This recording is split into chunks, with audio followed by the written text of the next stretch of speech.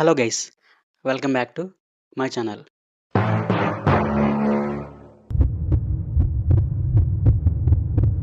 Book of Job chapter 27లో యోబు ఇలా కంటిన్యూ చేస్తున్నాడు.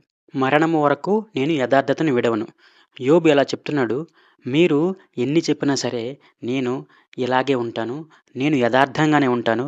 నేను అబద్ధం ఆడట్లేదు. కావాలంటే దేవుడి మీద ఒట్టు అంటున్నాడు. నాకు శత్రువులైన వారు దుష్టులుగా కనబడుదురుగాక అని శపిస్తున్నాడు. అందరూ అతన్ని నీవు దుర్మార్గుడివి, భక్తిహీనుడివి అని నిందించడంతోటి నాకు శత్రువులైన వారు అంటే ఎవరైతే ఆయన్ని అబద్ధ సాక్ష్యం చెప్పి నిందిస్తున్నారో వాళ్ళని శత్రువులుగా ఎంచి వాళ్ళు దుర్మార్గులుగా కనబడుదురుగాక ఎవరికి? దేవుడికి. ఎందుకంటే ఎవరైతే ఒకరి మీద తప్పుడు నిందలు వేశారో వాళ్ళు ఖచ్చితంగా దుర్మార్గులవ్వాలి.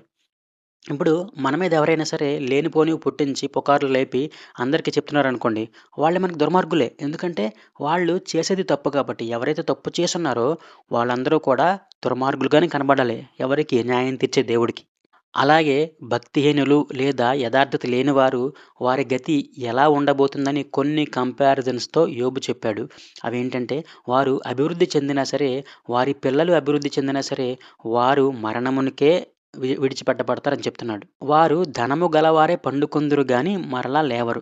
ఇవన్నీ ఏంటంటే ఎవరైతే దుర్మార్గులు, భక్తిహీనులుగా ఎంచబడి ఆయనను శత్రువులా చూస్తూ నిందిస్తున్నారో వారిని గురించిన శాపనార్థాలు యోబు ఇలా పెడుతున్నాడు.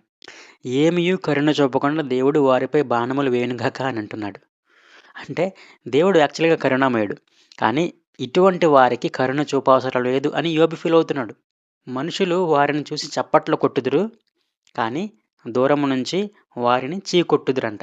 వాళ్ళ దగ్గర వాళ్ళని పొగుడుతాం గానీ, దూరం నుంచి ఏం చెప్తాం? వాళ్ళని ఛీ! అని చీకొడతాం గదా! ఆ విధంగా యోబు తన ఫీలింగ్స్‌ని ఎక్స్‌ప్రెస్ చేస్తున్నాడు. Okay friends.